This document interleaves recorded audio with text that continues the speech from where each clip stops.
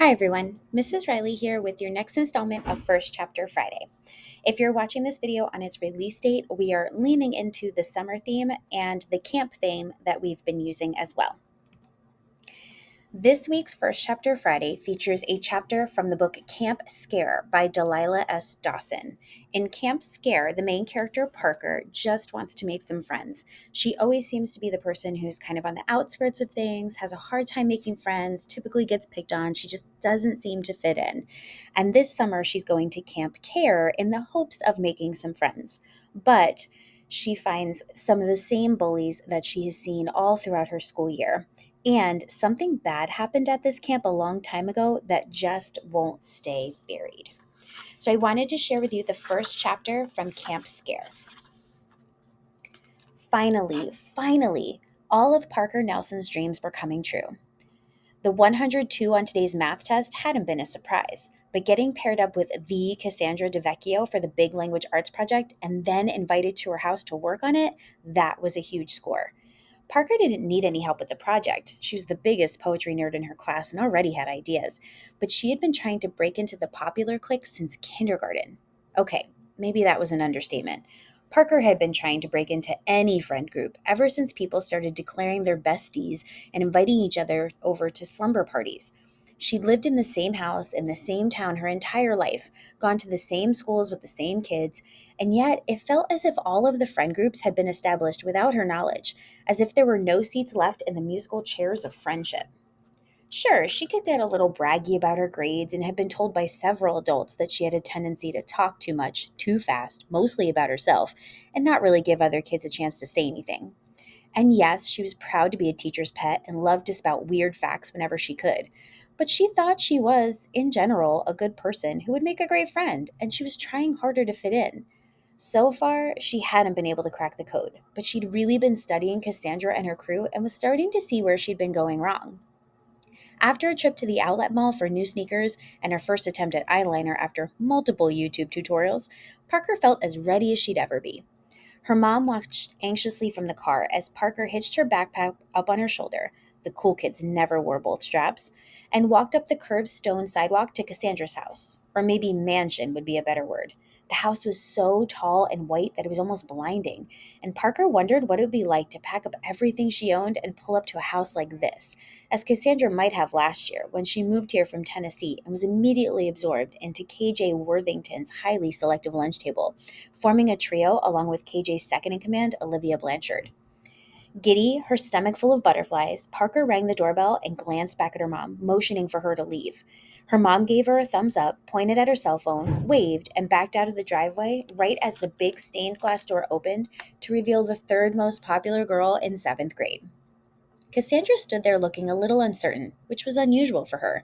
She had long, straight black hair and honey gold eyes, and everything about her was pretty much perfect. Her style was careless, a big sweatshirt and ragged jean shorts like everybody wore, but somehow on her it looked effortless and cool. "Oh," Cassandra said, looking Parker up and down. "You look cute." The hour Parker had spent with the straightening iron and her mom's makeup drawer must have worked to get a compliment like that. She was smiling so hard that her face hurt. Her sweatshirt was almost exactly the same as the one Cassandra wore, which had to be a sign. "Thanks, I love your house." "Come on in. You can leave your shoes here. My room's upstairs." Cassandra's house was decorated like something from a magazine or a movie, like someone had professionally tossed blankets around and karate chopped pillows right before Parker walked in. She left her shoes at the door and followed Cassandra's swinging ponytail, glad that she could ogle the house as much as she wanted behind Cassandra's back. On the way up the perfectly white stairs, she longed to pause and study all the framed black and white pics of Cassandra and her older sister, starting from when they were super tiny. It was a big surprise learning that even Cassandra DeVecchio had had an awkward phase that involved chipmunk cheeks, braces, glasses, and horrible bangs. When they reached Cassandra's room, Parker was again in awe. It was like the dressing room of a really fancy store, right down to the pink couch with furry white pillows. Parker tossed down her backpack and flopped onto the couch, grinning. "So I was thinking we could do iambic pentameter," she started, "like one of Shakespeare's poems, but yeah, sure," Cassandra agreed, eyes glued to her phone. "But hey, I forgot. My mom ordered this gourmet ice cream. Want to go downstairs and get some?" Parker's jaw nearly dropped.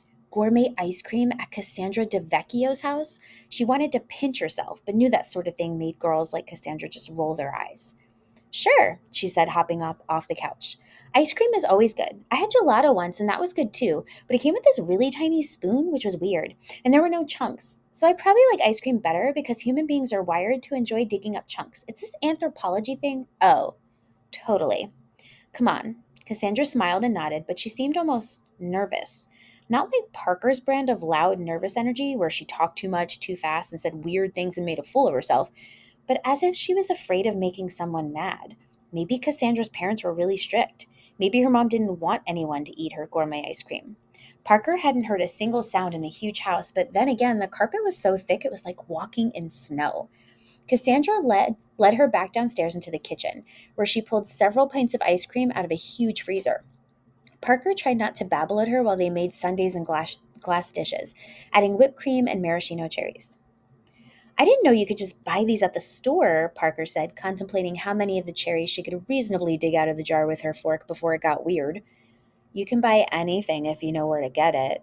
Cassandra hadn't taken as much ice cream, but then again, she could help herself anytime she wanted, while Parker might never have a chance like this again. I have this weird uncle in Florida who once bought an 8 foot long stuffed alligator. Like a stuffed animal or an animal that's been stuffed? I mean, soft and fluffy or scaly and hard? Big difference, right? Cassandra laughed. Scaly and hard. He still has his teeth. His name is Gerald. Before Parker could ask, she added, The alligator is Gerald. My uncle is Robert. Also a big difference. Hopefully Robert also still has his teeth too. When they laughed together, Parker had the realization that this might be the best moment of her life. Laughing over weird facts with Cassandra DeVecchio while eating gourmet ice cream. Surely this project would make Cassandra see what a cool person Parker was. Maybe she'd get a coveted invite to the lunch table she shared with KG and Olivia, and there was a thump from overhead. And Cassandra's eyes darted to the stairs before she turned back to Parker with a grin. My dad was the chef of this really big hotel, and once a movie star ordered an ostrich egg, and they had to go find one at like midnight, and then he had to make the world's biggest omelet. Did he taste it? Because I read somewhere that ostrich eggs taste about the same as chicken eggs, although it depends on what they eat because sometimes ostriches eat chicken feed and sometimes they eat bugs and lizards. Oh, he totally tasted it. Good chefs don't send out anything without tasting it. He said it tasted about the same, but they made him put salsa and all these veggies in it, so it kind of blurred the taste. What's the point, right? Just use 24 normal eggs if you're going to drench it in hot sauce. I always wondered what weird eggs tasted like. Cassandra swirled her ice cream together. I've had duck and quail. Duck eggs are very rich, and quail eggs are really teeny. We had them raw on sushi. You shouldn't eat raw eggs, Parker started. Because salmonella, right? But most people who get sick from cookie dough actually get sick from the flour. Parker was really getting excited talking to Cassandra. They seemed to find the same sorts of things interesting. I know. My dad and I play tons of trivia games, and that was one of the questions. Wait, how did you know that? Like I said, my dad's a chef, and I watch Jeopardy with my Oma sometimes. Parker took another bite of her sundae, wondering what made gourmet ice cream different from regular ice cream. Cassandra just nibbled at hers and definitely didn't eat with Parker's enthusiasm. She'd seemed really in tune with the conversation, but now she was acting distracted. When her phone buzzed in her pocket, she startled and dropped her spoon, checking her text with a frown before cleaning up the mess. Everything okay? Parker asked, because something was definitely wrong. Yeah, it's fine. Cassandra shook her head at the phone and put it in her pocket, where it continued to buzz. She poked at her ice cream, just moving it around listlessly until it was grayish soup. If something's bothering you, you can tell me if you want. I'm really good at keeping secrets, Parker said, well aware that this was only an assumption, as no one had ever told her a secret before. Cassandra snorted and dumped her ice cream into the sink, running the faucet over it until it had disintegrated, which seemed like a waste of perfectly good ice cream. No, it's fine. I mean, whatever. Things became super awkward as Parker ate ice cream by herself in front of one of the most popular girls in school. It was as if a wall had come down and Cassandra was no longer paying any attention to her. She must have messed up somehow, as she always did. She ate faster, knowing full well she'd get an ice cream headache and end up dribbling a huge glob of chocolate sauce down the front of her new sweatshirt. Utterly dismayed, she scrounged up her cherries and put the empty dish in the sink, running water into it until it was mostly clean. Okay, she said. So are you ready to get down to business? If you don't like Shakespeare, we could do Emily Dickinson. She's one of my favorites. When Cassandra grimaced, Parker added, I mean, it's okay, like, for poetry. Parker was actually really, really into poetry, but she was pretty certain that Cassandra was not. Parker usually ended up pulling the full weight in group projects, but this time she didn't mind. Maybe if Cassandra got to know her, she'd see that Parker was cool in her own way. I kind of like Poe, Cassandra said, soft and a little hopeful. Like the Raven? Yeah, that could work. Ideas swirled through Parker's mind like a cloud of black birds around a tower as she imagined the ways they could combine poetry, art, and maybe a skit. The poetry project was for a big grade, and while she knew she'd have an A in the class, she loved any excuse to show off. Parker bolted for the stairs, fingers twitching for her journal and pen. Where are you going? Cassandra asked, hurrying behind her. To get my stuff. Parker pounded up the stairs, excited about the directions this project could go. We could make a paper mache raven, maybe a bust of Athena. I've got a big piece of cardboard that could be a door. Parker, wait. We could wear togas. Parker called back to her, humming with possibilities. Like we could be statues. We could be statues of Athena. The door to Cassandra's room was closed, which was weird as it had been open when they left.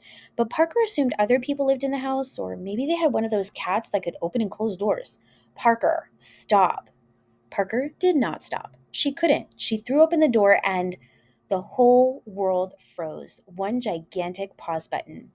KJ and Olivia were there using their phones to take pictures of, oh, please, no, no. Parker's journal. It was on the floor, open to a poem she'd written, one she never wanted anyone to see. The contents of her backpack were strewn around, but of course they'd gone for the most personal thing, the thing Parker had never actually shown to another living person. She wanted to throw up, ice cream creeping up her throat. She wanted to punch the wall. She wanted to sink into the soft white carpet. KJ Worthington looked up at her, blue eyes sparkling, perfect red hair dangling over Parker's most private and personal thoughts. Oh, Parker, hi, she cooed like they were just passing in a hallway. Your poetry is so good. Olivia flicked through her phone and stood, mockingly reciting words that made Parker see red. I'm nobody, not like you. You're so cool you forget other people exist too. There's more of us than there are of you. I'm telling you this because it's true. KJ and Olivia howled with laughter, and KJ waved her phone where Parker could see it open to a social media site that her mother wouldn't let her use. It's already got 500 likes and it's only been up there for 2 minutes, KJ screeched. Parker turned to glare at Cassandra, who stood behind her on the stairs, her arms crossed as if she was trying to disappear. You did this on purpose, Parker said, the words rushing out. She felt sick. Cassandra angrily waved at her room. Come on, Parker. What would you just carry around something like that where anyone could find it? That's like asking someone who just got burglarized why they just have a house out in the open, Parker shot back. KJ was taking more pics of the journal, of some original characters Parker had designed, so Parker lunged into the room and snatched the book from her hand. KJ and Olivia laughed as Parker stuffed it into her backpack, then awkwardly rammed all her other books and binders on top, wrinkling up everything and probably ruining all sorts of important work. Give me the phone, she said, shoving her open hand in KJ's face. No thanks. Instead, KJ used her phone to take a pic of Parker that had to be unflattering. Then delete the pictures. Olivia crossed her arms. Or what? There was no or what. Short of attacking them, there wasn't anything Parker could do, and they all knew it. Did you guys plan this? Parker asked, looking from KJ to Olivia to Cassandra. Did you just wake up today and decide to ruin my life? Oh, you do that perfectly well on your own, KJ said with an eye roll. Cassandra said you were coming over and we wanted to have some fun, Olivia added with an annoying little shrug as if that made it okay. Cassandra said nothing, just stared straight ahead, face red and arms crossed. Thanks for the ice cream, Parker snapped, pushing past Cassandra and running down the stairs. But what about your group project? KJ called with a faux sweetness for which she was known. Aren't you going to overdo it as usual and have like dancing poodles and fireworks? Just because you do the bare minimum and get C's doesn't mean there's something wrong with caring, you ignoramus, Parker shouted back. Not that you even know what that word means. The only response was laughter. Parker had trouble getting the front door unlocked, but no trouble slamming it. Outside, she marched to a bench by the driveway and slumped beside her lumpy backpack as she texted her mom asking for an immediate pickup. Parker had thought all her dreams were coming true, but really, it was just the beginning of a nightmare. So that was the first chapter of Camp Scare by Delilah S. Dawson. I know the first chapter is not scary, but things get super creepy after that, because in the very next chapter is when she's at camp 2 months later. So if you're interested in reading Camp Scare, you can check it out next year in the library because there's no more book checkouts this year, or you can find it at your local library as well. Hope you guys have a great summer.